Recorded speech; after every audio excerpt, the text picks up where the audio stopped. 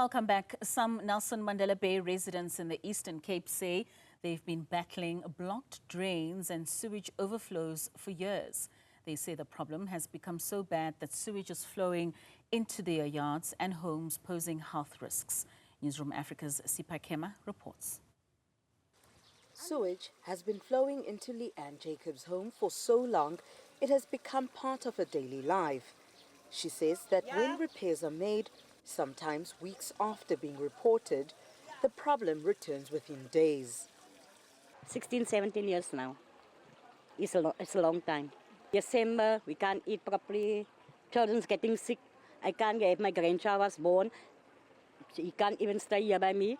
My child's wedding was, I'll take her out of the house because she must go out by my house.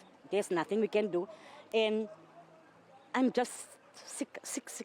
I can't say anymore. I don't want to say because the people say every time they're going to send someone out and the trucks is not available. In Mandela Park in Kariga, the wastewater has settled into a pool behind Shireen Kolobile's home. She says the smell hangs over the area every day, but children still play nearby. We have been reporting this matter from last year, and it's not nice. The smell we do have kids here, and it's not nice. We must wear a mask every day for that smell. In New Brighton, some streets are overflowing with sewage. It runs past homes and pools near the entrance of a clinic where residents queue to receive health care. Sewage even flows back into some homes through the drains. Out of blue, oranges kunjalo, kalutwe yanyuka, iyehla abebheka. Ukuthi toilet. You can't drain alap. Inyuke mntaka mama icabala amanzi ayithalaze inezo siko sensimbi. Thobozeke iphumele epeyadini. A community organization focused on service deliveries says the problem is common in numerous wards. The group says residents report spills almost daily. The residents are showing us that on a daily basis, there are sewage spillages that get to overflow to their yards and houses. That's why we are here.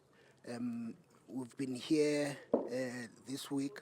Also, the people attending to Unveiling clinic, they cannot go in freely. They must go through a sewage because it's blocking the gate. The municipality says it's aware of the complaints, but admits it has limited capacity to address blockages. Yeah, capacity is always an issue. We can never say that we've got adequate capacity. We also need just to create education and awareness around what goes into the sewer system. In most cases, we are actually, removing objects, tires, baskets, that actually end up in our sewer reticulation system. And obviously, these add up to blockages. The Metro says it's considering replacing parts of its aging sanitation network, which will be costly. But for families battling sewage, long-term upgrades may be the only relief. For Newzroom Afrika on Channel 405, I'm Sipa Kema in the Nelson Mandela Bay Metro. Newly appointed Deputy Joburg Mayor Loyiso Masuku says reports claiming that 10 million rand will be allocated to establish her office are incorrect. The creation of the position has sparked controversy, with some political parties raising concerns about the city's budget. There is no 10 million that is going to be spent. In fact, in line with the establishment of the position, the Deputy Executive Mayor continues to be the MMC for Finance in the city of Johannesburg. So the office establishment that the MMC of Finance occupied will continue. The staff complement will remain the same as the MMC. The Deputy Executive Mayor's role continues with all the packages in line with the upper limits as determined by the Minister of COGTA. So there is no 10 million figure that is factually incorrect. That is going to be spent by the city of Johannesburg in terms of any remuneration. President Cyril Ramaphosa says the statues of late struggle icons Nelson Mandela and Oliver Tambo are aimed at preserving the country's heritage and history for younger generations. The 22 million rand towering bronze sculptures have caused controversy, with critics arguing that the funds could have been spent better. These statues were unveiled in Durban earlier today. I know that there's been great controversy about the erection of these statues, and I would like those who may have some doubts just to think for a while that what we have sought to do here goes way beyond what we may be debating, goes way beyond what we may think is the cost. The costs of what they contributed in our struggle is incalculable. eThekwini Mayor Cyril Xaba says these statues are an investment in tourism.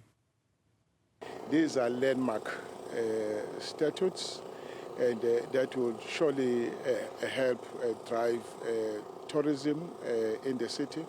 I always say to people, I think they forget it, that we are a tourism city, and I've considered tourism as one of the major economic drivers of our economy in the city. There's huge potential there. And so we will invest in tourism. We will diversify tourist offerings. In other words, we are going to see more of tourist attractions coming up in the city of Durban, so that we maintain our status as a preferred destination for leisure, entertainment, conferencing, and sporting. But some Durban residents have accused government of being out of touch with citizens. They say the money could have been used to address service delivery backlogs. I strongly doubt that Oliver Tambo and Nelson Mandela would approve of these statues, especially, Durban. We know that many people are unemployed. There's a lot of poverty in Durban. People are struggling to pay bills, to put food on the table. And so to have them celebrated in this sea of poverty is really something that I don't think they would have approved of. Look, already you have the main international airports in the country named after Oliver Tambo. And then you have the medical school not far from here, named after Nelson Mandela. So already these struggle stalwarts are being celebrated, and you can't erase their history. Now the question is, erecting these statues, is it going to add any value? Is it going to attract more tourists to have these statues here? At the Durban airport, King Shaka Airport, you have the statue of King Shaka there.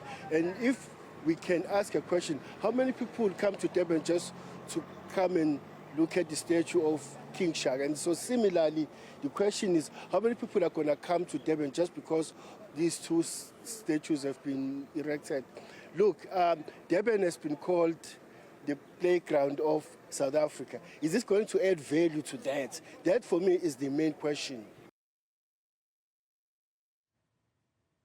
Now, for more reaction on the story, we are joined by Asad Gaffar from the eThekwini Ratepayers movement. Asad, thank you for your time and for joining us this evening. So, Durban has experienced a resurgence in 2025 with regards to a 19% increase in visitors of up to 1.2 million that have made their way to the city, and this apparently has a direct spending rising of 2.7 billion rand. What role do you believe such cultural landmarks, such as these statues, play in strengthening South Africa's and particularly Durban's tourism sector? I don't believe it's going to add much value.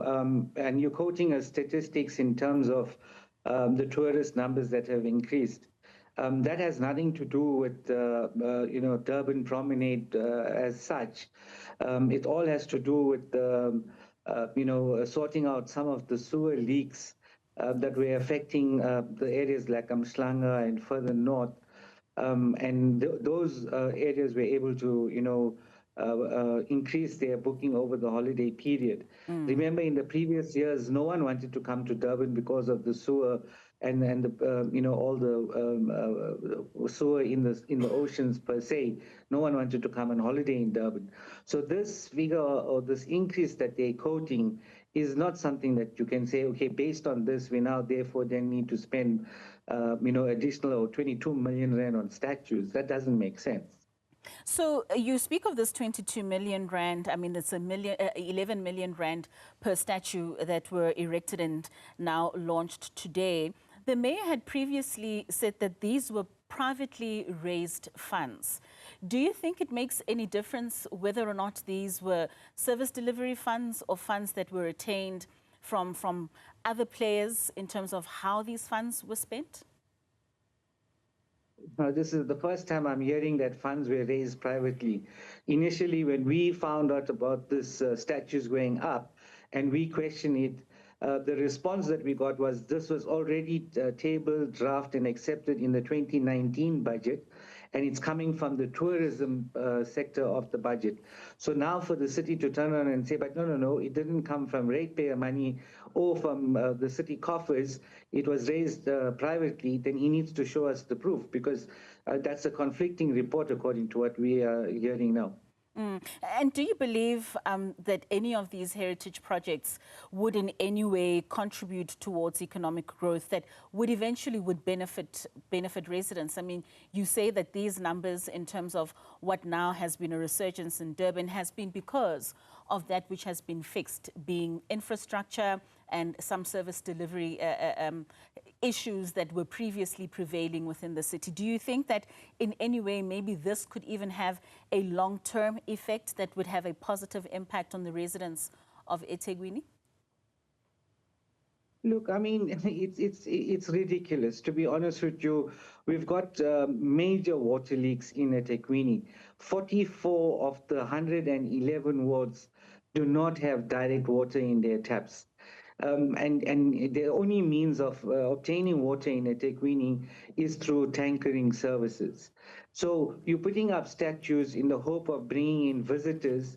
How are we going to service these visitors? Firstly, we don't have the luxury, or many of the people in eThekwini, people like us, ourselves, we don't have the luxury of booking into the hotel like Panyaza Lusufi for a bath. This speaks about the leadership. This is misplaced priorities. They have no understanding what is urgent and what can be put on hold. There was no need for us, even if these were private money and they were able to raise 22 million, then can't they raise another further 22 million to fix the infrastructure, especially in terms of water in eThekwini? How is it that now on a day-to-day basis, people are begging, people are pleading? It's a holy period for some Christians and for Muslims, and there's no water in the tap. And when you speak to the councillors, they give you all sorts of excuses, and the city can't be cared. It shows you that the lack of proper leadership. The ANC has failed this country, and for 30 years we can see the results. The infrastructure is collapsing. The streets are riddled with potholes. You can come to Durban beachfront. I mean, the promenade. The light poles are rusted. The piers are falling apart. The municipal infrastructure there hasn't been maintained for the last 30 years. So you want to bring people to come and see a statue when your infrastructure on the beachfront is not up to standard. It's like putting clean socks on dirty feet. This is ridiculous. And this leadership needs to accept that. When you hear a leader like Panyaza saying, yeah, but we're all in the same boat. When we want to take a bath, we must go and book into a hotel. Well, what does he think? They've lost touch with the reality on the ground. People are fed up.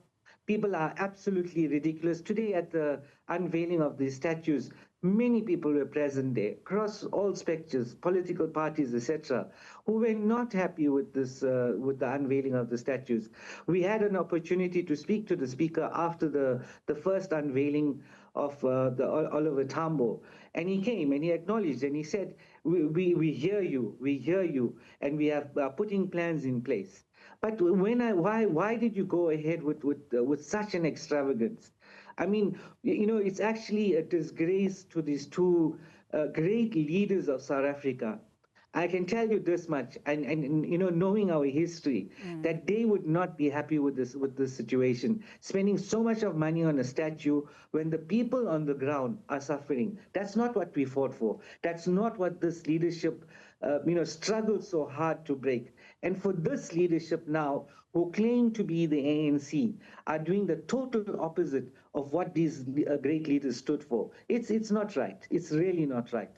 What measures do you think need to be taken in order to ensure that the city's spending really is balanced with regards to those cultural developments that they may see quite important, but most importantly, the urgent infrastructure repairs that need to take place around the city of eThekwini? That's a brilliant question, and we've been at this for like almost 3.5, 4 years now, and we've been requesting to have a seat at the table insofar as the preparation of this budget is concerned, because we can see that this leadership is failing us. It's misplaced priorities, and as such, we've written to the city about 2 weeks ago, requesting that we be part of the drafting. We don't want to be consulted after it's been drafted. We want to be a part of the process in the drafting of this budget. They didn't respond. So tomorrow we're handing them another letter and giving them 7 days to allow us to be in part of this preparation process of the budget, failing which we will interdict them from implementing the budget. And if we interdict them from implementing the budget, it would mean that they wouldn't be able to spend 1 cent. And they know this. And we have the legal framework and the right to do what we're doing, because we're asking them nicely, we've been speaking to them nicely, and we're saying we cannot allow you guys to continue. You are budgeting incorrectly. Come midterm, you're running out of funds. Then you have to go and do a midterm review on the budget. Why didn't you do it correctly in the first instance? And what we are saying is, when you look at how they're spending money in terms of all of these vanity projects, there's music concerts, there's fashion shows, all of those things, which are not a key priority for a municipality. We need to be in this budget, and we need to ensure that whatever revenue is collected per department, whether it's water, whether it's roads, whether it's electricity, those funds are ring-fenced for those departments. The municipality should not be allowed to take out even 1 cent. If, as an example, from water, not 1 cent must be removed from water. All that money must be put back to ensure that the infrastructure is fixed. We introduced the Municipal Demarcation Board. And the reason for that was that the previously advantaged need to assist those who, the previously advantaged need to help those who were previously disadvantaged. Meaning, monies collected from an affluent area will be put into an area where there's no rates and services are free. But the purpose of that was to bring it up to par. And they've been collecting this money. And when we talk to them and we raise these issues, we say, hold on, you're saying you want to address imbalances of the past. Why then, when we go into Inanda, when we go into Kwamashu, when we go into any of these townships, there's no piped water in their taps? Why? You're telling us that you are supposed to be taking care of them. We trusted that you would take care of them, because that's what we all want. We want every South African to have a meaningful life. But if you, as the city, you are not taking care and you're not handling the money responsibly, we cannot trust you anymore to put a budget. You failed us and you continue to fail us. And we, as the protest movement, we're making this very, very clear to the city.